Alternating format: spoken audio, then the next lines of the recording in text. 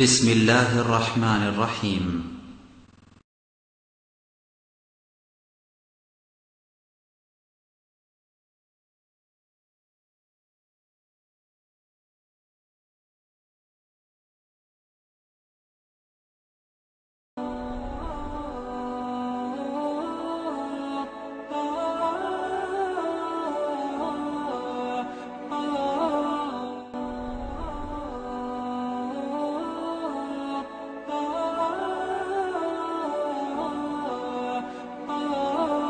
السلام عليكم ورحمة الله وبركاته. الحمد لله رب العالمين، والصلاة والسلام على المبعوث رحمة للعالمين وعلى آله وصحبه ومن تبعهم بإحسان إلى يوم الدين، أما بعد. فأعوذ بالله من الشيطان الرجيم.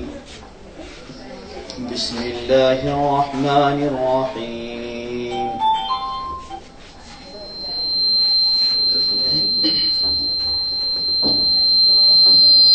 يا أيها الذين آمنوا اتقوا الله حق تقاته ولا تموتن إلا وأنتم مسلمون.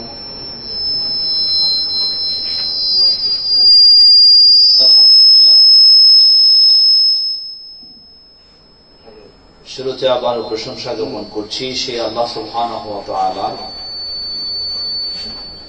যিনি আমাদেরকে শত ব্যস্ততার মধ্য দিয়েও তার দিন জানার উদ্দেশ্যে, তার দিন শেখার উদ্দেশ্যে আজকে এই ঘরোয়া পরিবেশেও কোরআন ও সহিহ সুন্নাহর আলোকে কিছু কথা বলার ও শোনার সুযোগ করে দিয়েছেন। সেই আল্লাহ সুবহানাহু ওয়া তাআলার প্রশংসা জ্ঞাপনার্থে বলি আলহামদুলিল্লাহ। আলহামদুলিল্লাহ। অতঃপর অসংখ্য সালাত ও সালাম পেশ করছি প্রিয় রাসূল মুহাম্মদ সাল্লাল্লাহু আলাইহি ওয়াসাল্লাম, তার আসহাবী কেরাম, আহলে বাইত, শেষ দিবস পর্যন্ত তার প্রতিটি একনিষ্ঠ অনুসারীদের উপর। সম্মানিত সমবেত দিনী ভাই ও বোনেরা,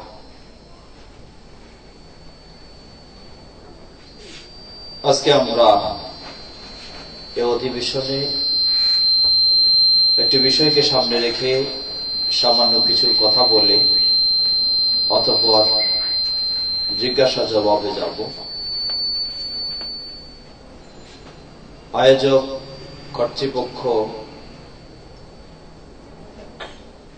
ইসলামে নারীদের কর্তব্য বা করণীয় কর্তব্য ও দায়িত্ব সম্পর্কেই কিছু কথা বলার জন্য অনুরোধ জানিয়েছে। আল্লাহ সুবহানাহু ওয়া তাআলা মানুষকে সৃষ্টি করেছেন, সে বিষয়টি আল্লাহ রাব্বুল আলামিন কি উদ্দেশ্যে সৃষ্টি করেছেন কোরআনুল কারীমের বিভিন্ন জায়গায় উল্লেখ করেছেন। মানুষ পার্থিব জীবনে এসে কেউ ব্যবসা বাণিজ্য নিয়ে ব্যস্ত হয়ে পড়বে, কেউ ক্ষেত খামার নিয়ে ব্যস্ত হয়ে পড়বে, কেউ অফিস আদালত নিয়ে ব্যস্ত হবে। এমন এই উদ্দেশ্যে মূলত আল্লাহ সুবহানাহু ওয়া তাআলা মানুষকে সৃষ্টি করেননি। আল্লাহ রাব্বুল আলামিন একটি নিয়ম নীতি দিয়েছেন। পৃথিবীতে যারা এসেছে তারা কখনো স্থায়ীভাবে পৃথিবীতে অবস্থান করতে পারবে না। একদিকে আসবে, অপরদিকে পৃথিবী থেকে তাকে বিদায় নিয়ে চলে যেতে হবে। পৃথিবীতে কেউ যদি গোটা বিশ্বের ক্ষমতারও দাবি করেছে বা করে থাকে, তাকেও সবকিছু ছেড়ে যেতে হবে। যেমন হয়েছে যেতে সেই ফেরাউনকে, যেতে হয়েছে সেই নমরুদকে, যেতে হয়েছে সবচেয়ে সম্পদশালী সেই কারুনকে। যারা রাজত্বের অধিকারী ছিল তাদেরকেও রাজত্ব ছেড়ে যেতে হয়েছে, যারা সর্বোচ্চ সম্পদের অধিকারী ছিল তাদেরকেও সর্বোচ্চ সম্পদ ছেড়ে যেতে হয়েছে।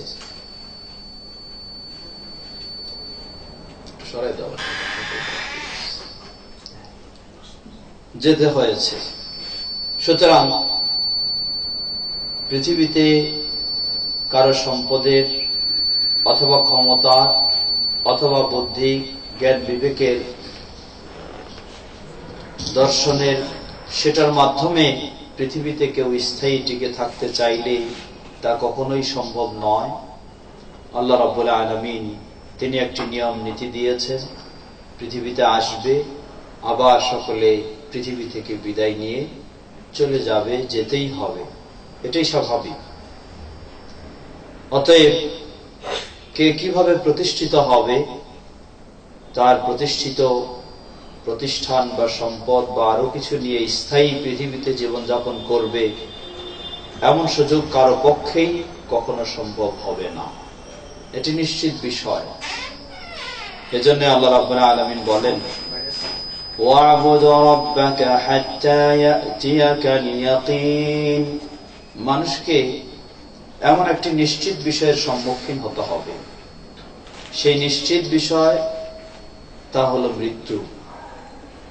যে মৃত্যু সম্পর্কে ইসলামকে কেউ স্বীকার করুক আর নাই করুক, কিন্তু মৃত্যুকে অবশ্যই স্বীকার করতেই হবে। অমুসলিম হলেও মৃত্যুকে স্বীকার করে, মুসলিম হলে তো অবশ্যই করে।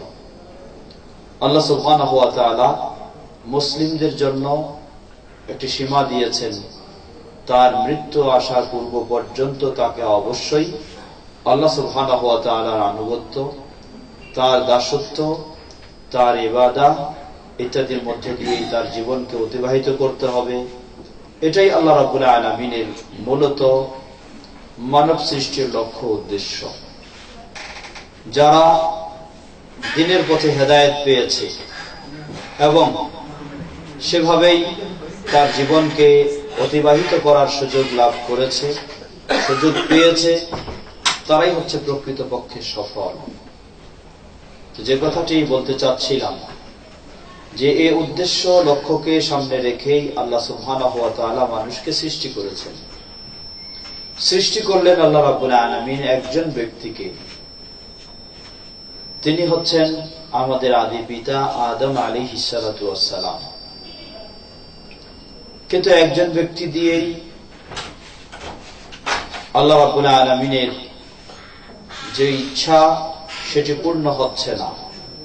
গোটা পৃথিবীকে ভরে দেওয়ার জন্য আল্লাহ রাব্বুল আলামিন সে একজন ব্যক্তি থেকে আরেকজনকে সৃষ্টি করলেন, তিনি হলেন হাওয়া আলাইহিস সালাম। অতঃপর দুজনের মধ্য থেকে আল্লাহ রাব্বুল আলামিন গোটা বিশ্বে মানুষকে বিস্তার ঘটিয়েছেন, যে বিষয়টি আল্লাহ রাব্বুল আলামিন সূরা নিসার প্রথম আয়াতেই বলেছেন। আল্লাহ রাব্বুল আলামিন বলেন, বিসমিল্লাহির রহমানির রহিম, ইয়া আইয়ুহান নাসু ইত্তাকু রাব্বাকুমুল্লাযী খালাকাকুম মিন নাফসিন ওয়াহিদাহ وخلق منها زوجها وبث منهما رجالا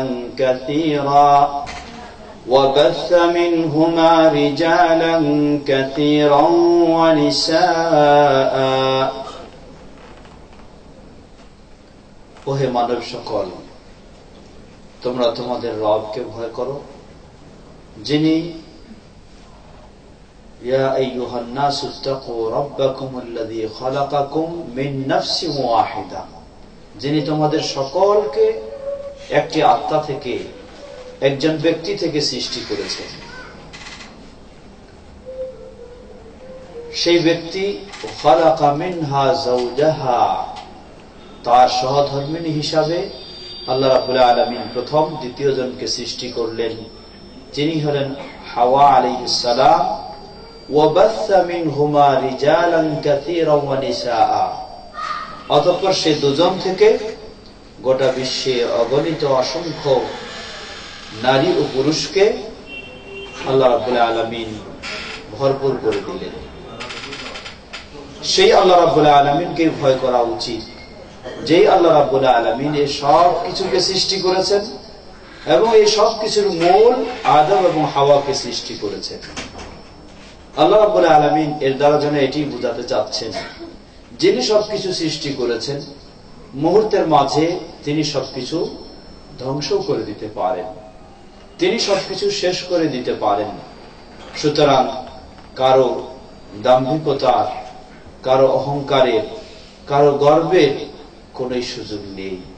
বরং অতীতে যারা এই দাম্ভিকতামূলক আচরণ করেছে, সেই ফেরাউন, সেই হামান, সেই কারুন, সেই নমরুদ এবং আরো যত কিছু, সকলকে আল্লাহ রাব্বুল আলামিন পৃথিবী থেকে আবার শেষ করে দিয়েছেন।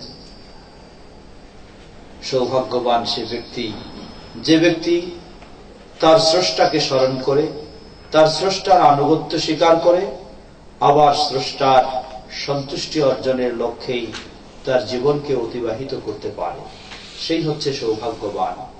আমরা যেন সকলেই সেই সৌভাগ্যবান ব্যক্তি হতে পারি। আল্লাহ রাব্বুল আলামিন আমাদের সকলকে সে তৌফিক দান করুন। আল্লাহ আমাদের সকলকে সে পথেই কবুল করে নিন। সম্মানিত সমবেত দ্বীনী ভাই ও বোনেরা, আজকে আমরা আমাদের বোনদের সম্পর্কে বা ইসলামে একজন মেয়ে মানুষ, একজন নারী, তার দায়িত্ব কর্তব্য সম্পর্কে সামান্য কিছু কথা বলবো। আজকে নারীদের অবস্থান আন্তর্জাতিক বিশ্বে আমরা দেখছি, নারী স্বাধীনতা নামে, নারীর অধিকারের স্লোগানে বহু কিছু বলার চেষ্টা করছে বহুজন। কিন্তু আসলেই কি তথাকথিত সেই নারীর অধিকার নামে যা নারীদেরকে দেওয়া হচ্ছে, নারীর স্বাধীনতা নামে নারীদেরকে যে পথে নেওয়া হচ্ছে, সত্যিই কি সেটা নারীদের স্বাধীনতা? সত্যিই কি সেক্ষেত্রে তারা নারীরা স্বাধীনতা বা তাদের অধিকার পাচ্ছে? আমরা বলতে পারি, বাস্তব বিষয়টিকে চিন্তা করলে তা কখনোই নয়, পায়নি। কারণ বর্তমান বিশ্বে যে দেশগুলি নারীদের অধিকার, স্বাধীনতা নিশ্চিত করেছে বলে দাবি করে, সেই দেশগুলির যদি খোঁজ খবর আমরা নেই, তাহলে দেখা যায় সে দেশগুলিতেই নারীরা সবচেয়ে বেশি নির্যাতনের শিকার হচ্ছে। আজকে সেই আমেরিকা, যে আমেরিকার তথ্য নিলে পাওয়া যায়, সেখানে নারীরা সবচেয়ে বেশি ধর্ষণের শিকার হচ্ছে। এটি বিজ্ঞজনদের, গবেষকদের প্রতিবেদন এমনই আমাদেরকে সংবাদ দিচ্ছে। তাহলে যে আমেরিকা দাবি করে নারীদের সবচেয়ে বেশি অধিকার দিয়েছে, নারীদেরকে সবচেয়ে বেশি স্বাধীনতা দিয়েছে, সেই ভূমিতে যদি নারীরাই সবচেয়ে বেশি ধর্ষণের শিকার হয়ে থাকে, তাহলে আমরা এক বাক্যে বিশ্বাস করতে পারি এটাই, যে তথাকথিত সেই পাশ্চাত্যের নারী স্বাধীনতা ও নারীর অধিকার মানেই হলো নারীদেরকে নির্যাতনের শিকার করা, নারীদেরকে সেই পর্যায়ে পৌঁছে দেওয়াটাই হচ্ছে তাদের কাছে নারীর অধিকার।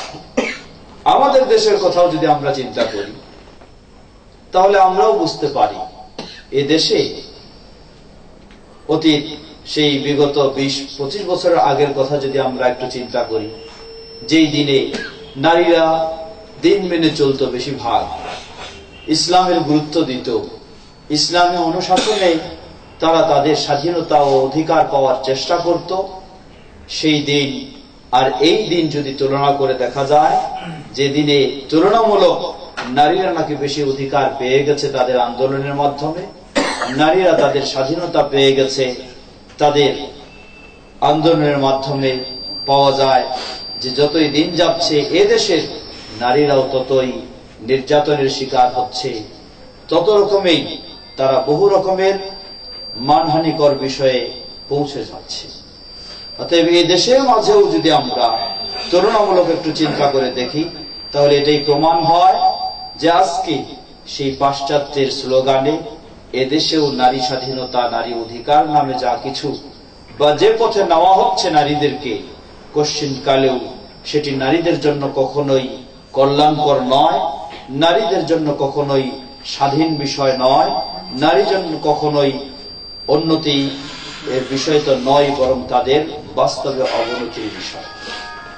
আজকে দেখুন, উদাহরণস্বরূপ বলি কিছু, যেগুলি বাস্তব উদাহরণ দিতেই হয়। আমাদের এই দেশে পুরুষদের সাথে, আপনারা সকলে মোবাইলগুলি একটু সাইলেন্ট করে রাখেন তাহলে ভালো হবে।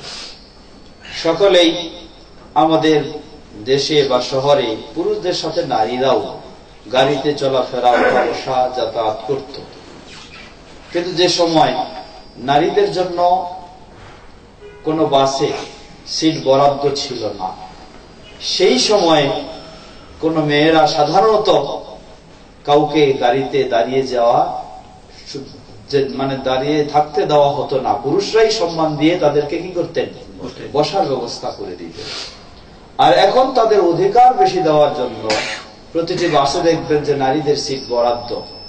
এরপরও দেখবেন যে এখন নারীরা বসার জায়গা পায় না, বা তাদেরকে কেউ সম্মান করে শ্রদ্ধা করে বসার মতো জায়গা দিতে চায় না।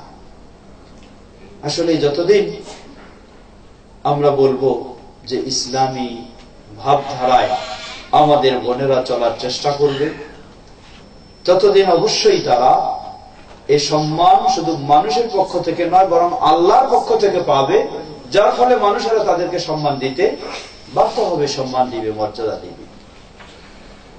তাই আমরা প্রাথমিকভাবে আহ্বান জানাবো, নারী পুরুষ সকলের এই সম্মান মর্যাদা দিয়েছে ইসলাম, আমাদেরকে ফিরে আসতে হবে সেই ইসলামী আদর্শে, ফিরে আসতে হবে ইসলামী জীবনযাপনে, ফিরে আসতে হবে ইসলামী অনুশাসনে। তাহলে সমাজের সর্বস্তরে নারীরা নারীদের সম্মান মর্যাদা অধিকার, পুরুষেরাও তাদের সম্মান মর্যাদা অধিকার পাবে, শিশুরাও তাদের সম্মান মর্যাদা অধিকার পাবে, সকলেই সঠিকভাবে তাদের সম্মান মর্যাদা অধিকার পাবে। সে পথেই আমাদের ফিরে আসা উচিত। ছোট্ট একটি হাদিস বলে আমরা প্রশ্ন উত্তর পর্বে যাব। ইসলাম নারীদের বিষয়টিকে আসলে কতই না সহজ করে দিয়েছে। ইসলাম নারীদেরকে এমন কোন দায়িত্ব দেয়নি তাকে গোটা দেশ পরিচালনা করতে হবে আর পুরুষেরা শান্তিতে ঘুমাবে। ইসলাম এমন পুরুষদেরকে ঘুমানোর সুযোগ করে দিয়ে নারীদেরকে দিন রাত জেগে তাদেরকে শ্রম দিতে হবে, এমন জুলুম ইসলাম নারীদের উপর করেনি। বরং ইসলাম পুরুষদেরকে সেই নেতৃত্ব কর্তৃত্বের দায়িত্ব দিয়েছে, নারীদেরকে অতি আরাম আয়েশে জীবন যাপনের, খুব নিরিবিলি পরিবেশে থাকার সুব্যবস্থা ইসলাম করে দিয়েছে। কিন্তু আজকে আমরা বিষয়টাকে উল্টা দিকে নিয়ে যাচ্ছি, যার ফলে দিনে দিন নারীরা সত্যি অসহায়ত্ব বোধ অনুভব করছেন বেশি, এবং সে পথেই তারা যেন অতি কষ্টের সাথে জীবন যাপনও করছেন। ইসলাম নারীদের জন্য বিষয়টিকে সহজ করে দিয়েছে, দায়িত্ব দিয়েছে পুরুষের, সার্বিক নেতৃত্ব কর্তৃত্ব পরিচালনার দায়িত্ব একজন পুরুষের। নারী শুধু একজন রানী যে হিসাবে সে নিশ্চিন্তায় কোন দুশ্চিন্তা মুক্ত হয়ে শান্তির সাথে জীবন যাপন করবে, ইসলাম নারীদেরকে সেই আসনে স্থান দিয়েছে। তাই রাসূল সাল্লাল্লাহু আলাইহি ওয়াসাল্লাম বলেন, আইয়ু ইমরাআতিন সাল্লাত খামসাহা ওয়া সামাত শাহরাহা ওয়া হাফিজাত ফারজাহা ওয়া আতাআত যাওজাহা ক্বিলা লাহা দুখুলিল জান্নাতা বিআইয়ি বাবিন শি'তি। কোন মুসলিম নারী যদি দৈনিক 5 ওয়াক্ত সালাত আদায় করে, প্রথম বৈশিষ্ট্য ঈমানের পরে সে দিন রাত 5 ওয়াক্ত সালাত আদায় করবে। নারী পুরুষ সকলের জন্য এই 5 ওয়াক্ত সালাত, কোনো পার্থক্য নেই, সকলকে এই 5 ওয়াক্ত আদায় করতেই হবে। নারীদের জন্য ঠিক তেমনি ভাবে 5 ওয়াক্ত সালাত আদায় করতে হবে, প্রাপ্ত বয়স্কা যারা তাদেরকে। তবে এই সালাত মন গড়া খেয়াল খুশি মতো আদায় করলে চলবে না। আমাদের সমাজে নারী পুরুষের সালাতের মাঝে বেশ কিছু ভিন্নতা দেওয়া হয়ে থাকে বা বলা হয়ে থাকে, সেগুলি প্রকৃতপক্ষে রাসূল সাল্লাল্লাহু আলাইহি ওয়াসাল্লাম থেকে বিশুদ্ধভাবে প্রমাণিত নয়। তবে হ্যাঁ, অবশ্যই কিছু পার্থক্য রয়েছে। যেমন সালাতের সময় হয়ে গেলে পুরুষদের জন্য নির্দেশ হলো মসজিদে গিয়ে আজান দিয়ে জামাতের সাথে সালাত আদায় করতে হবে, কিন্তু নারীদের জন্য এই নির্দেশ নয়। তারা আপন আপন জায়গায়, আপন আপন ঘরে, আপন আপন স্থানে সময় হয়ে গেলে সালাত আদায় করবে। তবে যদি নিরাপদ কোনো জায়গা, কোনো মসজিদে পরিবেশ থাকে, তাদের যাওয়ার অনুমতি রয়েছে, কিন্তু তাদের যাওয়ার জন্য নির্দেশ দেওয়া হয়নি, নির্দেশ দেওয়া হয়েছে পুরুষদের। এটি একটি পার্থক্য। অনুরূপ পার্থক্য যেমন সালাতের একটি ফরজ দিক হল সতর ঢাকা। একজন পুরুষ নাভি থেকে হাঁটু পর্যন্ত আর 2 কাঁধ ঢাকলেই তার সালাতের জন্য যথেষ্ট হবে। আরো উত্তম পোশাক সেটি উত্তম, কিন্তু এটি তার জন্য ফরজের যথেষ্ট হবে। কিন্তু একজন নারী হিসাবে এটি তার যথেষ্ট নয়। তার মাথা থেকে শুরু করে একদম পা পর্যন্ত সম্পূর্ণ শরীর তাকে অবশ্যই পূর্ণভাবে ঢেকে নিতে হবে, না হলে তার সালাতেই হবে না। এটা একটা পার্থক্য। এই ধরনের মৌলিক কিছু পার্থক্য রয়েছে। কিন্তু উঠা বসা, হাত বাঁধা, হাত তোলা, রুকু সিজদা ইত্যাদি সকল ক্ষেত্রে নারী পুরুষের মাঝে রাসূল সাল্লাল্লাহু আলাইহি ওয়াসাল্লাম থেকে সহিভাবে কোনো পার্থক্য প্রমাণিত হয় না। আমাদের সমাজে শেখানো হয় নারীরা রুকু করবে ভিন্ন সিস্টেমে, সেজদা দিবে মাটিতে শুয়ে সেজদা দিবে। এই পদ্ধতি মূলত রাসূল সাল্লাল্লাহু আলাইহি ওয়াসাল্লাম থেকে সহিভাবে কখনোই প্রমাণিত হয়নি। এর সপক্ষে যেগুলি প্রমাণ দাঁড় করানো হয় সেগুলি সবই দুর্বল, অগ্রহণযোগ্য, গ্রহণযোগ্য নয়। তাই আমরা বললাম যে আল্লাহ রাসূল সাল্লাল্লাহু আলাইহি ওয়াসাল্লাম বললেন, একজন মুসলিম নারী সাল্লাত খামসাহা, দিন রাত 24 ঘন্টায় সে 5 ওয়াক্ত সালাত আদায় করবে। ওয়া সামাত শাহরাহা, রমাদানের সিয়াম পালন করবে। ওয়া হাফিজাত ফারজাহা, এবং তার সতীত্ব সংরক্ষণ করবে।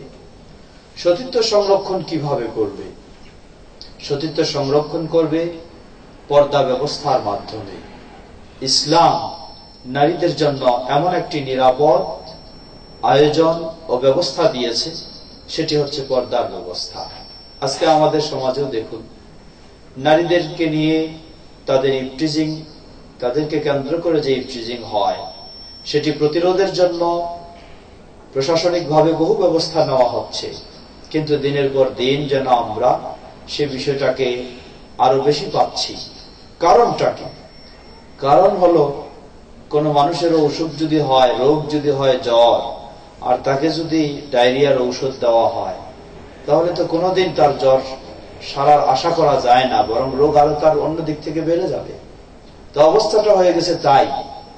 মেয়েদেরকে উন্মুক্ত করে, উলঙ্গ, অর্ধ উলঙ্গ করে রাস্তায়, মাঠে, ঘাটে, অফিসে, আদালতে, স্কুলে, কলেজে, ইউনিভার্সিটিতে নেওয়া হয়।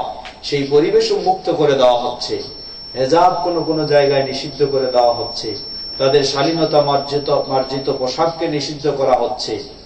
এইভাবে যদি নারীদেরকে নেওয়া হয়, উপস্থাপন করা হয়, তাদের অবস্থান, তাদের পরিবেশ তৈরি করে দেওয়া হয়, আর বলা হয় যে ইফটিজিং বন্ধ করো, ইফটিজিং বন্ধ করো, তা কোনোদিন কিয়ামত পর্যন্ত বন্ধ হবে না, বরং আরো বাড়বে। একদিকে বাধা দিবে, আরেক দিক বাড়বে। আমরা অবশ্যই ইসলামের আলোকে সেক্ষেত্রে আমরাও জোরালো দাবি করি যে নারীদেরকে কেন্দ্র করে যে ইফটিজিং এবং তাদের যে নির্যাতন, সেগুলি অবশ্যই বন্ধ করতে হবে। কিন্তু বন্ধ করার যে সঠিক পদ্ধতি, সে পদ্ধতিতে আমাদেরকে ফিরে আসতে হবে। এই ইফটিজিং আজকে শুধু নতুন নয়, 1400 বছর আগে নবী মুহাম্মদ সাল্লাল্লাহু আলাইহি ওয়াসাল্লামের যুগেও, সেই সময়ও এই ইফটিজিং দেখা দিয়েছিল। কিন্তু রাসূল সাল্লাল্লাহু আলাইহি ওয়াসাল্লাম এমন একটি ব্যবস্থা গ্রহণ করলেন, যে ব্যবস্থা গ্রহণ করার কারণে চিরতরে সমাজ থেকে ইফটিজিং দূর হয়ে গেছে।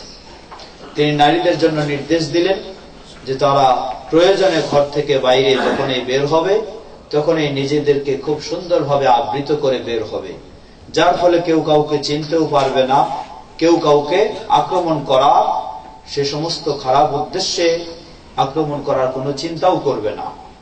আর এখন আমাদের বাড়ি থেকে বের হওয়ার সময় নিজের ঘরের ভিতরে থাকতে যতটুকু তার সৌন্দর্য প্রকাশ কম করে, বাড়ি থেকে ঘর থেকে বের হলে তার সৌন্দর্যটাকে আরো বেশি প্রকাশ করার অবস্থানে যায় আমাদের নারীরা বা মেয়েরা। তাহলে তো সেই ক্ষেত্রে আক্রমণের শিকার হবেই, এটাই স্বাভাবিক। সুতরাং এই ইফটিজিং বা এই সব কিছু প্রতিরোধের ব্যবস্থা ইসলাম একটি দিয়েছে, সেটি হচ্ছে নারীদের হেজাব। যে হেজাবে, যে পর্দায় বাস্তবে নারীদের সম্মান, নারীদের মর্যাদা সবকিছুই বাস্তবে পাওয়া যায়। আপনি এখনো আমাদের পথে ঘাটেও বিষয়গুলিকে একটু চিন্তা করবেন। বাসেও আপনি দেখবেন, একটু আগে যে বাসের কথা বললাম আমরা, কোন মেয়ে যদি সুন্দরভাবে তার শরীরে হেজাব থাকে, তাহলে ওই মেয়েকে এখনো কি করা হয়, সম্মান দিয়ে তাকে সিটের ব্যবস্থা করে দেওয়া হয়। এটি প্রমাণ করে যে এটাই নারীদের একটা, তাদের নিরাপদ এবং তাদের সম্মানের একটা অলংকার। তাই রাসূল সাল্লাল্লাহু আলাইহি ওয়াসাল্লাম বললেন, তৃতীয় বিষয়, ওয়া হাফিজাত ফারজাহা, সে ইসলামী শরীয়তের যে পর্দা, বিধিবিধান, ব্যবস্থা, সেটার আলোকে তার সতীত্ব সংরক্ষণ করবে। চতুর্থ বিষয়, ওয়া আতাআত যাওজাহা, শরীয়ত সম্মত বিষয়ের ক্ষেত্রে স্বামী এর আনুগত্য স্বীকার করবে। আল্লাহ রাব্বুল আলামিন এর পক্ষ থেকে রাসূল সাল্লাল্লাহু আলাইহি ওয়াসাল্লাম বললেন, কোন মুসলিম নারী যদি তার দিনে 24 ঘন্টায় 5 ওয়াক্ত সালাত আদায় করে, রমাদানের সিয়াম পালন করে এবং পর্দা পালনের মাধ্যমে তার সতীত্ব সংরক্ষণ করে, এবং চতুর্থ বিষয় হলো শরীয়ত সম্মত বিষয়ে তার স্বামীর আনুগত্য স্বীকার করে, এছাড়াও যদি কোনো ফরজ বিষয় থাকে সেগুলি তো পালন করবে। বিশেষ করে এই চারটি বৈশিষ্ট্য কোন মুসলিম নারীর মাঝে যদি পাওয়া যায়, কিলা লাহা দুখুলিল জান্নাতা বিআইয়ি বাবিন শি'তি, কিয়ামতের দিন ওই নারীকে, ওই মেয়ে মানুষকে সুসংবাদ দেওয়া হবে, তোমার সামনে জান্নাতের সব দরজাগুলি উন্মুক্ত, যেই দরজা দিয়ে ইচ্ছা হয় তুমি জান্নাতে প্রবেশ করো। এই সুসংবাদ একজন মুসলিম নারীর জন্য, এই সুসংবাদ আপনার বোনের জন্য, এই সুসংবাদ আপনার মায়ের জন্য, এই সুসংবাদ আপনার স্ত্রীর জন্য, এই সুসংবাদ আপনার মেয়ের জন্য। তাই আমাদের প্রতিটি পুরুষেরও দায়িত্ব, কর্তব্য, আমরা যেন আমাদের মাকে, আমাদের মেয়েকে, আমাদের বোনকে, আমাদের স্ত্রীকে সেভাবে জান্নাতে যাওয়ার মতো তাকে তৈরি করে নিতে পারি। আমাদেরও সেটি দায়িত্ব। অনুরূপভাবে প্রতিটি মুসলিম নারীরও দায়িত্ব হলো, বা তারও কর্তব্য হলো, আপনি আপনার সামনে জান্নাতেরও পথ রয়েছে, জাহান্নামেরও পথ রয়েছে, আপনি কোনটিকে বেছে নেবেন? কোন সন্দেহ নেই, বিবেকবান মুসলিম নারী সে কখনোই জাহান্নামের পথকে বেছে নিতে পারে না, অবশ্যই সে জান্নাতের পথকে বেছে নিবে। আর জান্নাতের পথ যদি আপনি চান, ইসলাম অতি সহজ, খুব সহজেই নারীদের জন্য সেই জান্নাতের পথকে সুপ্রশস্ত করে দিয়েছে। আসুন আমরা আমাদের প্রতিটি বোনদেরকে সেই আহ্বান জানাবো, তারা যেন কোরআন এবং সুন্নাহর আলোকে আল্লাহকে ভয় করে জান্নাতের পথে তারা অগ্রসর হওয়ার চেষ্টা করে। আল্লাহ আমাদের সকল বোনদেরকে সে পথে অগ্রসর হওয়ার তৌফিক দান করুন। আমরা হয়তো কথা খুব দীর্ঘ করব না, এখন আমরা একটু প্রশ্ন উত্তর বা জিজ্ঞাসাবাদের দিকে চলবো। প্রশ্ন আমরা মনে হয় যেগুলি লিখিত এসেছে এগুলি আগে শেষ করি, তারপর হয়তো মৌখিক প্রশ্ন নিব। লিখিত বেশ কিছু প্রশ্ন এসেছে। প্রশ্ন করেছেন, রবিউল আউয়ালে সালাত সারা রাত আদায়ের ফজিলত আছে কি? জবাব, রবিউল আউয়াল বলতে বিশেষ করে 12ই রবিউল আউয়াল, গতকালকে যে দিনটি আমাদের দেশের চাঁদ দেখা অনুযায়ী চলে গেছে। প্রশ্ন করেছেন, রবিউল আউয়ালের সারা রাতে সালাত আদায়ের কোন ফজিলত আছে কি? জবাব, সারা রাতে বা যে সাময়িক ভাবে হোক রবিউল আউয়ালের জন্য এই উপলক্ষে কেউ যদি সালাত আদায় করে তাহলে তার ফজিলত হলো এটি অবশ্যই বেদাত হবে, এবং এজন্য তাকে গুনাহগার ও জাহান্নামের পথ বেছে নিতে হবে, এটাই তার ফজিলত। অর্থাৎ ইসলামে রবিউল আউয়ালকে কেন্দ্র করে, 12ই রবিউল আউয়ালকে কেন্দ্র করে কোন শরীয়ত সম্মত ইবাদত নেই। যেগুলি আমাদের সমাজে করা হয় এগুলি সব অমুসলিমদের অনুসরণ করেই করা হয়। 12ই রবিউল আউয়াল কিসের দিন? 12ই রবিউল আউয়াল রাসূল সাল্লাল্লাহু আলাইহি ওয়াসাল্লামের জন্মের দিন কি না, সেটি নিয়ে ইসলামী বিশেষজ্ঞগণ বিভিন্ন মতামত ব্যক্ত করেছেন। কেউ বলেছেন 12ই রবিউল আউয়াল, কেউ বলেছেন 3, কেউ বলেছেন 9, কেউ বলেছেন 10, কেউ বলেছেন 11, একাধিক মত জন্ম দিবস হিসাবে। কিন্তু সকল ইসলামী বিশেষজ্ঞগণ একমত যে 12ই রবিউল আউয়াল হচ্ছে নবী মুহাম্মদ সাল্লাল্লাহু আলাইহি ওয়াসাল্লামের পৃথিবী থেকে বিদায় নেওয়ার দিন, ইন্তেকালের দিন, মৃত্যুবরণের দিন, ওয়াফাতের দিন হলো 12ই রবিউল আউয়াল। সেটি ছিল হিজরি 11 বর্ষ, রবিউল আউয়াল মাস, 12 তারিখ। দিনটি ছিল সোমবার, সকাল 8 থেকে 9টার দিকে। সহিহুল বুখারীর সেই তথ্য অনুযায়ী রাসূল সাল্লাল্লাহু আলাইহি ওয়াসাল্লাম পৃথিবী থেকে সেদিন বিদায় নিয়ে যান। তাহলে যেই দিনটি মুসলিম বিশেষজ্ঞগণ রাসূল সাল্লাল্লাহু আলাইহি ওয়াসাল্লামের জন্মদিবস হিসাবে সকলে একমত নন, বরং সকলে একমত এই দিনটি হচ্ছে রাসূল সাল্লাল্লাহু আলাইহি ওয়াসাল্লামের বিদায়ের দিন, মৃত্যুর দিন, ইন্তেকালের দিন, ওয়াফাতের দিন। এবং সকল সাহাবায়ে কেরামগণ এই বিষয়ে তারা ইজমা করেছেন, একমত হয়েছেন।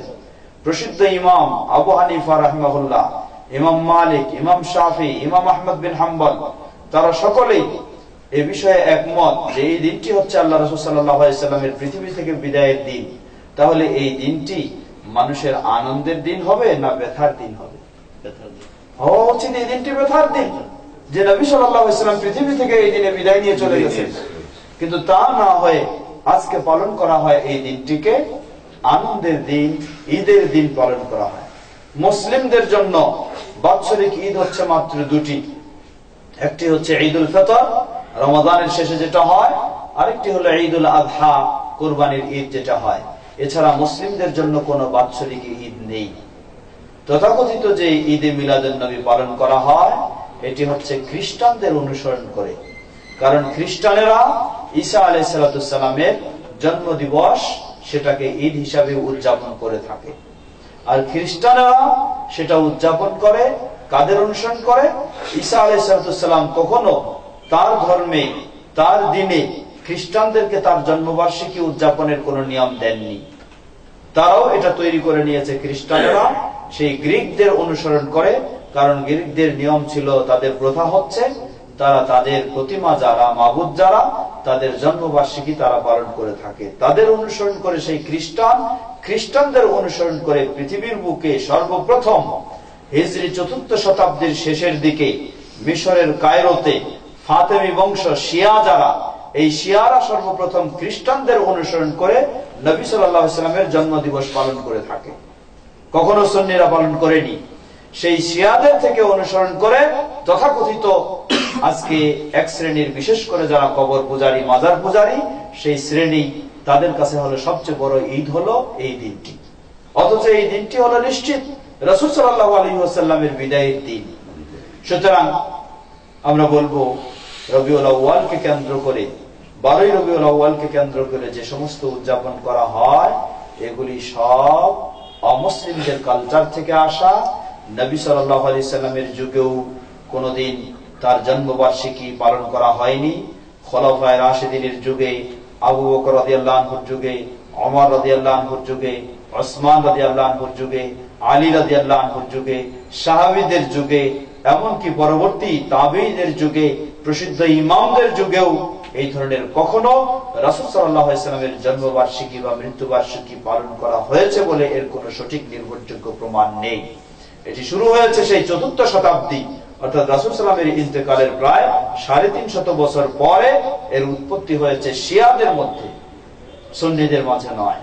সুতরাং এটি অবশ্যই বর্জনীয় এবং এটি ভ্রান্ত বেদাত, তা অবশ্যই আপনাকে বর্জন করতে হবে। এটাকে উপলক্ষে কোনো সালাত নেই, কোনো সিয়াম নেই, কোনো ইবাদত নেই, কোনো আনুষ্ঠানিকতা নেই। তাই প্রশ্ন ছিল রবিউল আউয়ালে সালাত আদায়ের ফজিলত আছে কি? জবাব, রবিউল আউয়ালে সালাত আদায় করা সাধারণ সালাতের চেয়ে অন্য কোন সালাত আদায় করা এই উপলক্ষে এটি অবশ্যই বিদআত হবে এবং এটি অবশ্যই গুনাহের কাজ হবে, কোন সওয়াব তো দূরের কথা। প্রশ্ন করেছেন রোজা রাখার নিয়ম আছে কি? জবাব একই, কোন ইবাদত নেই সেই বিষয়কে কেন্দ্র করে। বরং যারা একটু খেয়াল করে দেখবেন রবিউল আউয়ালে এত সব আনন্দ উল্লাস করে থাকে, তাদের যদি আপনি খোঁজ নিয়ে দেখেন অধিকাংশকে পাবেন জীবনে তার 5 ওয়াক্ত সালাত ঠিক মতো আদায় করে না। যে তার জীবনে 5 ওয়াক্ত সালাত ঠিক মতো আদায় করে না, তার এই ইবাদত দিয়ে কি কাজে আসবে? যে প্রকৃতপক্ষে রাসূল সাল্লাল্লাহু আলাইহি ওয়াসাল্লামের অনুসরণের কোনো ধার ধারে না, তাহলে এই একদিনে মিছিল করে আর এই স্লোগান দিয়ে আর এই অনুষ্ঠান করে তার কি যায় আসে? এইগুলি প্রকৃতপক্ষে যদি তারা রাসূল সাল্লাল্লাহু আলাইহি ওয়াসাল্লামের প্রতি তাদের শ্রদ্ধা থাকে, ভক্তি থাকে, অনুসরণ থাকে, তাহলে প্রকৃতপক্ষে তারা তাদের জীবনটাকে রাসূল সাল্লাল্লাহু আলাইহি ওয়াসাল্লামের সুন্নাহর আলোকে, আদর্শের আলোকে গড়ার চেষ্টা করবে। এটাই হচ্ছে। আর রাসূল সাল্লাল্লাহু আলাইহি ওয়াসাল্লামের অনুসরণ আমি কয়দিন করব? বছরে একদিন, আর বাকি 364 দিন ভুলে যাব? না, বছরের 365 দিনেই আমি রাসূল সাল্লাল্লাহু আলাইহি ওয়াসাল্লামের অনুসরণ করে আমার জীবন গড়ব, আমার সবকিছু পালন করব। এটাই হচ্ছে প্রকৃত সুন্নাহর অনুসরণ। কিন্তু তাদের মাঝে দেখবেন যে না, কোনো কিছুই নেই, এটা শুধুমাত্র একটা তামাশা ছাড়া, খেল তামাশা ছাড়া আর কিছুই নয়। শিয়ারা যেমন করে, তারা এজন্য বলা হয় যে ওই যারা প্রতিমা পূজারী আছে তারা কি করে, তাদের মাবুদ তৈরি করে। মূর্তি পূজারী হিন্দু সমাজ মাবুদ তৈরি করে, যার উপাসনা করে তাকে তৈরি করে, নিজের হাতেই তৈরি করে, আবার নিজের হাতে ওটাকে রাস্তায় মিছিল করে ঘুরে টরে আবার নদীতে দিয়ে ফেলে। তাদের অনুসরণ করেই সেই শিয়ারা 10ই মুহররমে তারাও কি তাজিয়া তৈরি করে নিয়ে, মাতাম তৈরি করে নিয়ে, সেটা নিয়ে সব দিক রাস্তায় রাস্তায় ঘুরে টরে আবার সেটারে ফেলে। ঠিক ওদেরকে অনুসরণ করে এই জশ্নে জুলুস পার্টি, এই পার্টিও একই ওই ধরনের তার ইমামকে, তাদের হুজুরকে, তাদের কেবলাকে নিয়ে রাস্তায় রাস্তায় ঘুরে সেটাকে এই করে থাকে। এই একই অনুসরণ, এগুলি সেই অমুসলিমদের কালচার ছাড়া কখনো মুসলিমদের কালচার হতে পারে না। অতএব এগুলি অবশ্যই বর্জনীয়। রাসূল সাল্লাল্লাহু আলাইহি ওয়াসাল্লামের প্রতি আমাদের অবশ্যই শ্রদ্ধা রয়েছে, অবশ্যই ভালোবাসা রয়েছে। এটা হলো আমাদের অনুসরণের মাধ্যমে। শুধু একদিনে গান গজল গায়ে আপনি রাসূলের ভালোবাসা দেখায় দিবেন আর সারা জীবন আপনার কোনো খোঁজ খবর নেই, এটি মিথ্যা অনুসরণ, মিথ্যা ভালোবাসা। এটা প্রশ্ন করেছেন ঘরের কাজের কারণে মাঝে মাঝে যোহর সালাত 10 রাকাত না পড়ে 6 রাকাত পড়া হয়, এতে কি কোনো গুনাহ হবে? জবাব, যোহরের সালাত সাধারণত প্রথমে হচ্ছে যোহরের ফরজের পূর্বে 4 রাকাত সুন্নতে মুআক্কাদা, সেটি 4ও পড়া যায়, 2ও পড়া যায়। এরপর হচ্ছে 4 রাকাত ফরজ, তারপর হচ্ছে 2 রাকাত সুন্নত। তাহলে 4 আর 4 8 আর 2 10, এটাকে 8ও পড়া যেতে পারে। যদি কারো এমন কোন এমার্জেন্সি বিষয় হয় যার কারণে তিনি আগে পিছের সুন্নতগুলি পড়তে পারছেন না, তাহলে অবশ্যই তিনি কমপক্ষে 4 রাকাত ফরজ এটা অবশ্যই তিনি পড়ে নেবেন। আর সেগুলি যদি পড়ার সময় করতে পারে আলহামদুলিল্লাহ। যদি কখনো এমার্জেন্সি খুব জরুরি বিষয় হয়ে যায়, সেগুলি তার কারণে যদি সময় না পায়, পড়তে না পারে, ইনশাআল্লাহ অসুবিধা হবে না। তবে যখন সময় পাবে অবশ্যই তাকে গুরুত্ব দিয়ে সুন্নাহর প্রতি শ্রদ্ধা রেখে সেগুলি তাকে পড়ার চেষ্টা করতে হবে। মেয়েদের ইমামতি করা ইসলামে অনুমতি আছে কি? জবাব, মেয়েদের ইমামতি করা ইসলামের অনুমতি রয়েছে, তবে তা শর্ত সাপেক্ষে। পুরুষদের কোনো ইমামতি নয়, মেয়েরা মেয়েদের ইমামতি করতে পারে, যেটা আবু দাউদের হাদিসে এসেছে। মেয়েরা যদি তারা সালাত আদায় করে পরস্পরে, তাদের মাঝেই তাদের একজন ইমাম হয়ে ইমামতি করতে পারে, জামাতের সাথে করতে পারে। তবে পুরুষের ইমামতি আর মেয়েদের ইমামতির মাঝে পার্থক্য হলো, পুরুষেরা যখন সালাতে ইমামতি করবে সে প্রথম কাতারের সামনে আলাদা হয়ে দাঁড়াবে, কিন্তু মেয়েরা তাদের ইমাম যে হবে সে কখনো আলাদা দাঁড়াবে না, প্রথম কাতারের মাঝে সে দাঁড়াবে, দাঁড়িয়ে শুধু মেয়েদের ইমামতি করতে পারবে, কোনো পুরুষের ইমামতি নয়।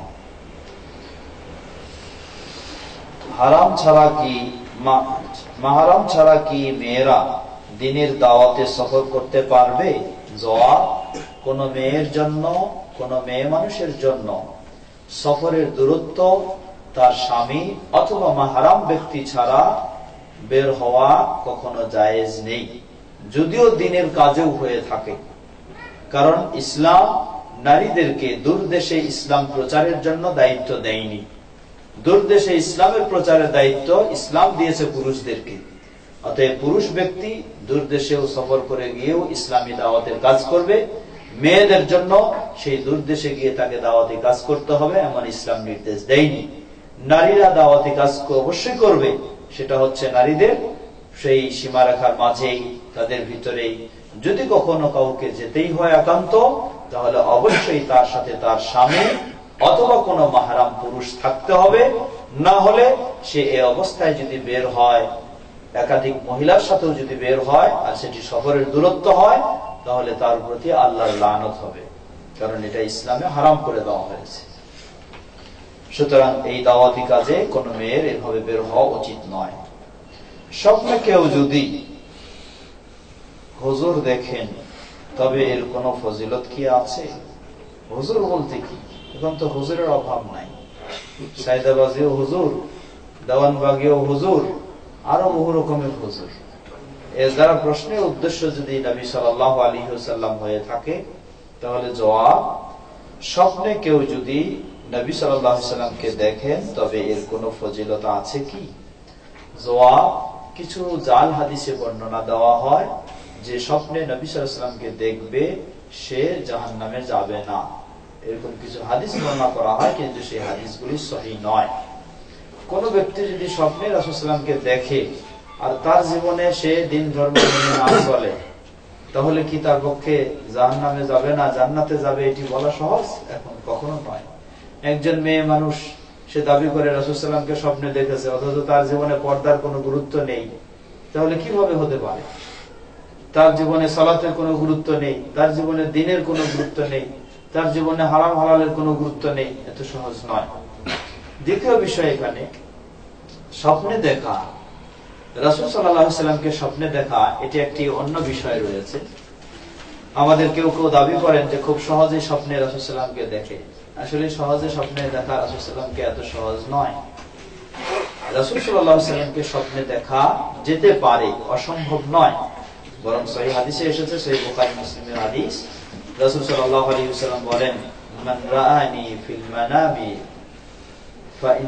ফারাআনি ফাইন্না শাইতান আও ইবলিস লা ইয়াতামাসসালু বি আও কামা ক্বালা নবী সাল্লাল্লাহু আলাইহি ওয়াসাল্লাম, যে আমাকে স্বপ্নে দেখে সেই আমাকেই প্রকৃতপক্ষে দেখে, কারণ ইবলিস কখনো আমার আকৃতি ধারণ করতে পারে না। তবে এখানে একটা বিষয় বোঝার রয়েছে। বোঝার বিষয় হলো যে স্বপ্নে রাসূল সাল্লাল্লাহু আলাইহি ওয়াসাল্লামকে দেখবে, প্রকৃতপক্ষে সে রাসূল সাল্লাল্লাহু আলাইহি ওয়াসাল্লামকেই দেখে, ইবলিসকে নয়। কারণ ইবলিস রাসূল সাল্লাল্লাহু আলাইহি ওয়াসাল্লামের আকৃতি ধারণ করতে পারে না। এরপরেও ইবলিস মানুষকে রাসূল সাল্লাল্লাহু আলাইহি ওয়াসাল্লামকে দেখেছে বলে ধোঁকা দিতে পারে। তা কিভাবে? আপনি কিভাবে নিশ্চিত হলেন যে আপনি রাসূল সাল্লাল্লাহু আলাইহি ওয়াসাল্লামকে দেখেছেন?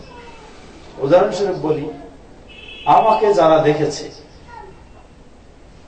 যারা আমার বডি, আমার চেহারা, শক্ল সুরত জানে যে আমি এইরকম লোকটা, তাহলে অন্য কেউ যদি গিয়ে বলে যে আমি হলাম শহীদুল্লাহ খান, আর আপনি যদি আমাকে চিনে থাকেন, তাহলে আপনি বলতে পারবেন যে না, আপনি শহীদুল্লাহ খান না, তাকে আমরা চিনি, তার চেহারা না।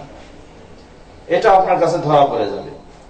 কিন্তু যে আপনি আমাকে কোনোদিন দেখেননি, আমার চেহারা চিনেন না, জানেন না, শুধু আইডিয়া আছে একজন আলেম মানুষ, তার এইসব পোশাক টোশাক থাকবে, দাড়ি টাড়ি থাকবে, এরকম একটা আইডিয়া আছে, কিন্তু আমার চেহারা আপনি কিছুই জানেন না। আপনার কাছে যদি এই ধরনের একটা ভালো পোশাক টোশাক পরে গিয়ে একজন মানুষ দাবি করে যে আমি কি শহীদুল্লাহ খান, তখন আপনি কি করবেন? আপনি মনে করবেন যে হইতে পারে। কেন মনে করবেন হইতে পারে? যেহেতু আপনি আমার চেহারা চিনেন না। তাহলে যেই একজন আলেমের চেহারা নিয়ে আপনার কাছে যাবে আর দাবি করবে, আপনি মনে করবেন যে এটা হতে পারে শহীদুল্লাহ খান। তো বিষয়টা হলো এইরকম, ইবলিস কখনো রাসূল সাল্লাল্লাহু আলাইহি ওয়াসাল্লামের আকৃতি ধারণ করতে পারবে না। কিন্তু কোন মানুষ যদি দেখে স্বপ্নে একজন ভালো মানুষের মতো, সাদা কাপড় পরা, দাড়ি আছে, মুখ আছে ইত্যাদি, এই ধরনের দেখলেই তার মনে হবে যে এটা বোধহয় কি রাসূল সাল্লাল্লাহু আলাইহি ওয়াসাল্লাম। আসলে রাসূল সাল্লাল্লাহু আলাইহি ওয়াসাল্লামের প্রকৃত চেহারা সে নমুনা কিছুই জানে না। তাহলে ইবলিস তাকে রাসূল সাল্লাল্লাহু আলাইহি ওয়াসাল্লামের নাম দিয়েও কি করতে পারে, ধোঁকা দিতে পারে। এই বিষয়টি মনে রাখতে হবে। রাসূল সাল্লাল্লাহু আলাইহি ওয়াসাল্লামের আসল আকৃতি ইবলিস কখনো ধারণ করতে পারবে না, কিন্তু একটা ভালো মানুষের মতো আকৃতি ধারণ করে আপনাকে গিয়ে বলতে পারে আমি রাসূল। যখন আপনি কি করবেন না, রাসূলের প্রকৃত আকৃতি আপনি জানবেন না যখন, তখন আপনিও মনে করবেন যে হ্যাঁ এরকম সুন্দর চেহারা তো এটাই তো হইতে পারে। এটা এই বিষয়টি মনে রাখতে হবে। তো তাই রাসূল সাল্লাল্লাহু আলাইহি ওয়াসাল্লামকে স্বপ্নে দেখা সম্ভব, কিন্তু অনেকজনের রয়েছে দেখবেন যে তার সালাত নাই, সিয়াম নাই, কিছু নেই, আপনার কাছে আসে দাবি করে আমি দেখলাম রাসূলকে স্বপ্নে। আসলে সে রাসূলকে দেখে নাই, দেখছে ইবলিসকে। কারণ যে রাসূলকে স্বপ্নে দেখার মতো সৌভাগ্য লাভ করবে তার মাঝে এই ধরনের ত্রুটি থাকবে এটা আশা করা যায় না। আল্লাহু তাআলা প্রশ্ন করেছেন, আমার মেয়ের ব্লাড ক্যান্সার, আপনাদের দোয়া কামনা করছি। আমরা আল্লাহর কাছে দোয়া করছি আল্লাহ সুবহানাহু ওয়া তাআলা আপনার মেয়েকে এই রোগ থেকে পরিপূর্ণ সুস্থতা দান করুন। আমিন। সেই সাথে আরো দোয়া করছি আল্লাহ যতদিন তাকে হায়াতে রাখেন যেন ঈমানের সাথে থাকে এবং ঈমানের সাথে তার বিদায় হয়, আল্লাহ সেটি তৌফিক দান করুন। আর আপনারা যারা স্বজনরা রয়েছেন আল্লাহ আপনাদের সকলকে সেই ধৈর্য ধারণ করার তৌফিক দান করুন। প্রশ্ন করেছেন, আরেকজন পর্দা সহকারে যদি বাসে সফর করার সময় অন্য পুরুষের সাথে ধাক্কা লাগে বা পাশাপাশি বসতে হয় তাহলে কি গুনাহ হবে? আসলে এই বিষয়গুলি নিজে একটু চিন্তা করলে বোঝা যায়। কখনো যদি হঠাৎ ভাবে হয়ে যায় যেটা ইচ্ছাকৃত নয়, তাহলে তো সেটা ভুল, ইচ্ছাকৃত নয়। এরপরও এটার জন্য আল্লাহর কাছে ক্ষমা চাইলে ইনশাআল্লাহ আল্লাহ সুবহানাহু ওয়া তাআলা ক্ষমা করবেন। কিন্তু কেউ যদি স্বেচ্ছায় ইচ্ছাকৃত ভাবে এরকম এটাই সে মজা পায়, তাহলে তো এটা তার জন্য কেমন অপরাধ হবে বলার অপেক্ষা রাখে না। পরিপূর্ণ পর্দা করতে চাই, তবে সামাজিক পরিস্থিতির জন্য পর্দা সঠিকভাবে হচ্ছে না। অনেক সময় নিকাব করতে পারি, এক এক সময় বাসায় অতিথি আসলে বা বাইরে ঘুরতে যাওয়ার সময়, খাওয়ার সময় নেকাব খুলতে হয়, এতে কি গুনাহ হবে? কিভাবে পরিপূর্ণ নেকাব করতে পারবো? জবাব, আসলে বিষয়টি আপনার নির্ভর করে আল্লাহ সুবহানাহু ওয়া তাআলাকে ভয় করার বিষয়। কেউ কাউকে বলে কিন্তু প্রকৃত পর্দা করাতে পারবে না। প্রকৃত পর্দা করার জন্য আপনার ভিতরে আল্লাহর ভয় থাকতে হবে। যদি আপনার ভিতরে আল্লাহর ভয় থাকে তাহলে আপনার পরিচিত মানুষের সামনেও যেমন আপনি নেকাব পরে নিজেকে সুন্দরভাবে আবৃত করে থাকবেন, আল্লাহর যদি ভয় থাকে অপরিচিত মানুষের সামনেও আপনি নিজেকে সেভাবে রাখবেন। আর যদি আল্লাহর ভয় না থাকে, যারা আপনাকে চিনে তাদের সামনে আপনি খুব সুন্দর ঢাকা দিয়ে বেড়ালেন, আর যারা চিনে না তাদের সামনে ইচ্ছা মতো আপনি ঘুরলেন, এটা হচ্ছে এই জন্য পর্দার বিষয়টি প্রকৃত পক্ষে আল্লাহ সুবহানাহু ওয়া তাআলার ভয়ের উপর নির্ভরশীল। তবে আমাদের বোন যিনি প্রশ্ন করেছেন, এটা আমরা আপনাকে পরামর্শ দেব, আপনাকে অবশ্যই সাধ্যপক্ষে চেষ্টা করতে হবে। আল্লাহ সুবহানাহু ওয়া তাআলা বলেন, ফাত্তাকুল্লাহা মাসতাআতুম, সাধ্যপক্ষে আপনাকে এই বিধান মেনে চলার অবশ্যই চেষ্টা করতে হবে। এখন আপনি বললেন যে কোন একজন মানুষ এসে গেছে আপনার বাসায়, যার কারণে আপনি তার সামনে চেহারা খুলে বা এইভাবে আপনাকে উপস্থিত হতে হচ্ছে আপনি মনে করছেন। সেই মানুষটা কে? সেই মানুষটা যদি এমন মানুষের মধ্যে হয় যাদের সামনে সেভাবে আপনার উপস্থিত হওয়া জায়েজ রয়েছে, যেটি সূরা নূর এবং সূরা আহজাবে আল্লাহ বর্ণনা দিয়েছেন, তাহলে তো অসুবিধা নেই। আর যদি সেই মানুষটি এমন হয় ওই মানুষের মধ্যে নয়, কিন্তু আপনি কি বাধ্য হয় তার সাথে? কেমনে বাধ্য বলতে, যদি আপনি তার সাথে চেহারা খুলে না বের হন তাহলে হয়তো তিনি অসন্তুষ্ট হবেন, মন খারাপ করবেন, এজন্য আপনি এখন সেভাবে বের হচ্ছেন। আপনি কি একটু চিন্তা করেছেন এই লোকটাকে আপনি সন্তুষ্ট করবেন না আল্লাহকে আপনি সন্তুষ্ট করবেন? যদি আল্লাহকে সন্তুষ্ট করতে হয় তাহলে শত মানুষও যদি আপনার প্রতি অসন্তুষ্ট হয় অসুবিধা নেই। আর শত মানুষকে সন্তুষ্ট করে যদি আল্লাহকে আপনি অসন্তুষ্ট করে থাকেন তাহলে এই মানুষের সন্তুষ্টি আপনার কোনো কাজে আসবে না। এই জন্য আপনাকে চিন্তা করতে হবে। কেউ অসন্তুষ্ট হবে এটা বিষয় নয়, বিষয়টি হলো আল্লাহ যেন সন্তুষ্ট হয়। এরপরেও কেউ যদি অজানার কারণে সে মনে করে থাকে, প্রয়োজনে আপনি তার সাথে কথা বলবেন যে আসলে ইসলামের বিধান বাধার কারণেই আল্লাহর নির্দেশ থাকার কারণেই আমি আপনার সামনে সেভাবে উপস্থিত হতে পারছি না, অতএব এই বিষয়টাকে আপনি সেই ধরনের মনে করবেন না, ক্ষমা সুন্দর দৃষ্টিতে দেখবেন। সেটাও আপনি তাকে বলে তার মাঝে যে একটা ভিতরের ভাব দূরত্ব, সেটাকে আপনি দূর করার চেষ্টা করবেন। ইনশাআল্লাহ আপনি যদি এই ধরনের মানসিকতা পোষণ করেন, আল্লাহ সুবহানাহু ওয়া তাআলা আপনার বিষয়টাকে সহজ করবেন। আল্লাহ সুবহানাহু ওয়া তাআলা বলেন, ওয়া মান ইয়াত্তাকিল্লাহ ইয়াজআল লাহু মাখরাজা, যে আল্লাহকে ভয় করে চলে আল্লাহ তার মুক্তির পথকে বের করে দেন। সুতরাং আপনি আল্লাহকে ভয় করে চললে আল্লাহ রাব্বুল আলামিন আপনার পথ বের করে দিবেন। অবশ্যই আপনি স্মরণ করুন সেই ঈসা আলাইহিস সালামের মা মারইয়ামের কথা, যার কথা আল্লাহ রাব্বুল আলামিন কোরআনুল কারীমে অনেক জায়গায় বর্ণনা দিয়েছেন। আপনি যদি জান্নাত পেতে চান তাহলে তো সেই মারইয়ামের মতোই অনুসরণ করতে হবে।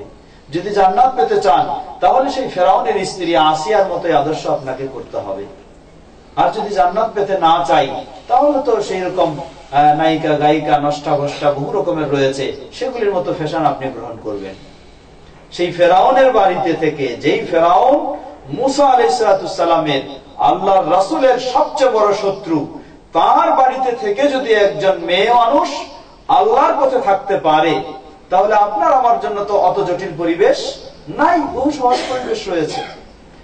সেই মারইয়াম আলাইহিস সালামের কথা স্মরণ করুন।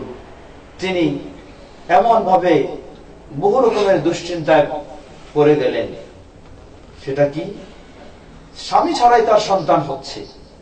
সেই বিষয়টাকে নিয়ে মানুষ কত রকমের কানাঘোষা, কত রকমের তাকে ঠাট্টা বিদ্রুপ, কত রকমের অপবাদ, কিন্তু তিনি আল্লাহকে ভয় করেছিলেন, যার ফলে সকলেই যত রকমের তাকে ঠাট্টা বিদ্রুপ করার চেষ্টা করুক, সকলের ঊর্ধ্বে আল্লাহ রাব্বুল আলামিন তাকে সম্মানিত করেছেন। তার রিজকের ব্যবস্থা ছিল না, আল্লাহ তাকে শুকনা খেজুরের গাছ থেকে তার জন্য খেজুর দিয়ে আল্লাহ রাব্বুল আলামিন রিজকের ব্যবস্থা করে দিয়েছেন। সকল বিপদ থেকে আল্লাহ রাব্বুল আলামিন তাকে মুক্তি দিয়েছেন, রক্ষা করেছেন। তাই ওয়া মান ইয়াত্তাকিল্লাহ ইয়াজআল লাহু মাখরাজা, যে আল্লাহকে ভয় করবে, আল্লাহকে খুশি করার চেষ্টা করবে, আল্লাহ রাব্বুল আলামিন তার জন্য বিষয়টাকে অবশ্যই সহজ করে দিবেন।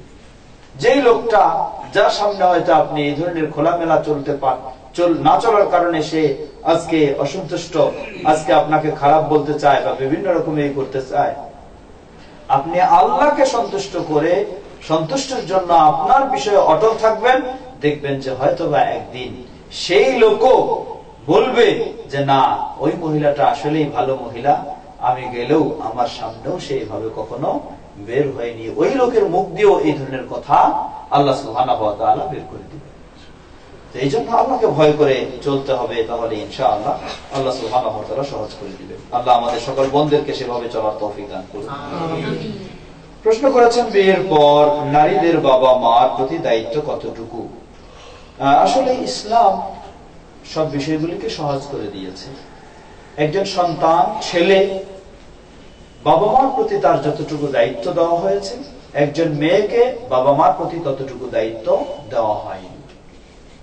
একজন ছেলে বাবা মার জীবনের শেষ পর্যন্ত তাকে সাধ্যপক্ষে তাদের রুজি, তাদের খাওয়া দাওয়া ইত্যাদি সবকিছুর ব্যবস্থা তাকে সাধ্যপক্ষে করতে হবে। কিন্তু একজন মেয়ে যখন তার বিয়ে হয়ে যায়, ভিন্ন পরিবারে ভিন্ন পরিবেশে সে চলে যায়, তখন বাবা মাকে একজন ছেলের মতো দেখাশোনার দায়িত্ব তার নেই। তার সাধ্যপক্ষে যতটুকু দূর থেকেই খোঁজ খবর নিয়ে বিভিন্ন জনের মাধ্যমে বা অর্থ থাকলে, পয়সা থাকলে সেগুলির মাধ্যমে যতটুকু সম্ভব সেটুকুই দিবে। কিন্তু একজন পুরুষ, তাকে যেমন বাবা মার সরাসরি উপস্থিত থেকে তাদেরকে দেখাশোনা সবকিছু করতে হবে, এই ধরনের একজন মেয়ের জন্য নয়। কেন নয়? এই জন্য নয় যেহেতু ইসলাম একজন মেয়েকে বিয়ের পরে তাকে আরেকটা দায়িত্ব দিয়ে দিয়েছে, তাকে আরেক ঘরে গুছাতে হবে, সেখানে আরেকজনের দেখাশোনা করতে হবে। এই জন্য সেই ক্ষেত্রে একজন মেয়ের জন্য অতটুকু নয়। নারীদের সালাত আদায়ের আলাদা নিয়ম আছে কি? এ বিষয়ে আমরা কিছু কথা বলেছি, যে মৌলিক কিছু নিয়ম থাকলেও নারীদের উঠা বসা, রুকু সেজদা এগুলির ক্ষেত্রে আলাদা কোনো নিয়ম নেই, সহিভাবে প্রমাণিত নয়। আল্লাহু আ'লাম। প্রশ্ন করেছেন, ইসলামে একজন আদর্শ নারী বলতে আমরা কি বুঝি? ইসলামে একজন আদর্শ নারী বলতে আমরা বুঝবো যেই নারী কোরআন এবং সহিহ হাদিসের আলোকে তার জীবনকে গড়ার চেষ্টা করবে, সেই হচ্ছে আদর্শ নারী। যেই নারী কোরআন এবং হাদিসের আলোকে তার জীবনটাকে গড়ার চেষ্টা করবে, সেই হলো আদর্শ নারী। সহজ ভাষায় বলি, আপনি আকীদা বিশ্বাসটা গ্রহণ করবেন, সেটিও কোরআন সহিহ হাদিসের আলোকে। আপনার জীবনে যে ইবাদত করবেন, সেগুলি কোরআন ও সহিহ হাদিসের আলোকে। আপনার জীবনে যে আদর্শ গ্রহণ করবেন, যে আখলাক চরিত্র, সেটাও কোরআন ও সহিহ হাদিসের আলোকে। আপনি আপনার ভাই বোনদের সাথে আচরণ করবেন, সেটিও কোরআন ও সহিহ হাদিসের আলোকে।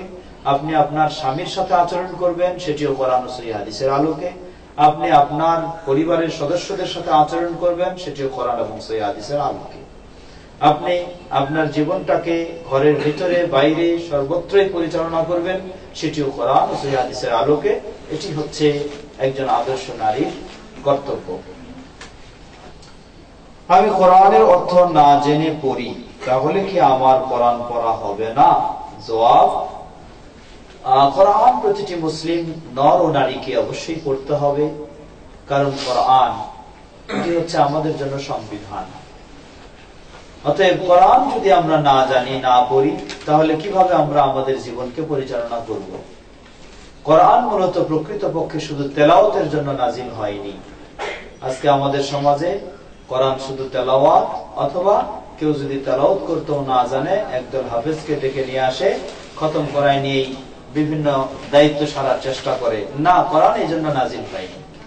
কোরআন নাজিল হয়েছে, আল্লাহ বলেন, হুদাল লিল মুত্তাকিন। যারা মুমিন মুত্তাকিন, তারা কোরআন শিখবে, কোরআন বুঝবে, কোরআন থেকে শিক্ষা নিয়ে তার জীবন সেই আলোকে গড়বে, এজন্যই কোরআন। এখন কোরআন যেহেতু আমরা অনারব মানুষ, আরবি ভাষাভাষী নই, যার কারণে সেই শিক্ষা ব্যবস্থাও আমাদের পর্যাপ্ত নেই, যার কারণে সকলের পক্ষে কোরআন অর্থ সহ বোঝা সহজ নয়, কঠিন। তো কঠিন হলেও আপনার বিকল্প পথ রয়েছে।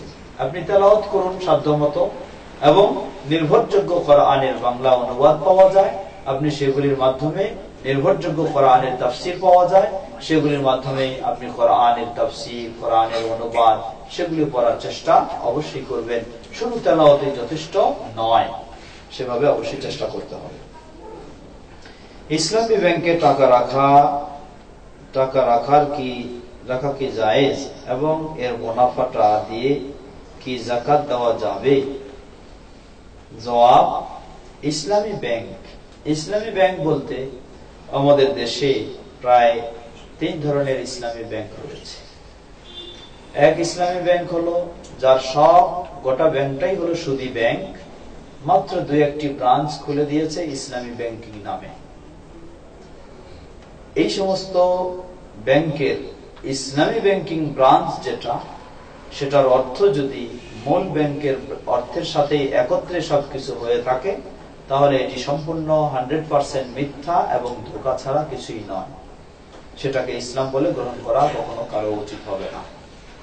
দ্বিতীয় হলো ইসলামী ব্যাংক, গোটা ব্যাংকটাই ইসলামী, কোনটা সুদী ব্রাঞ্চ তার নেই, সবটাই ইসলামী বলে, কিন্তু দেখা যায় যে তার ভিতরে সাইনবোর্ড গুলি ঠিকই আছে, ভিতরের কাজগুলি তেমনি ভাবে এখনো ইসলামী করতে পারেনি।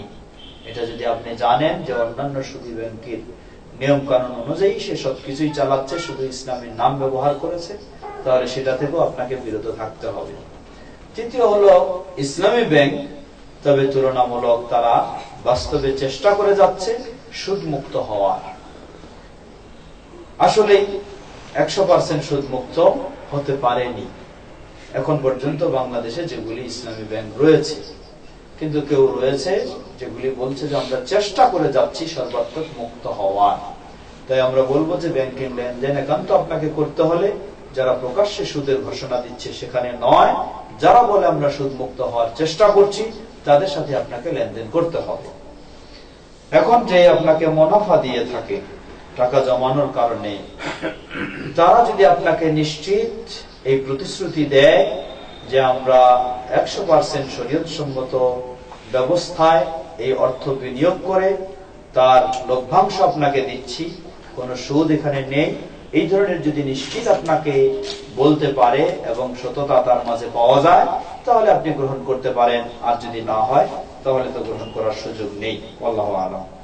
মেয়েদের কি ছবি তোলা জায়েজ? ছবি তোলা মেয়ে এবং পুরুষ সকলের একই হুকুম। বিশেষ করে মেয়েদের হুকুমটি আরো একটু জটিল। কেন জটিল?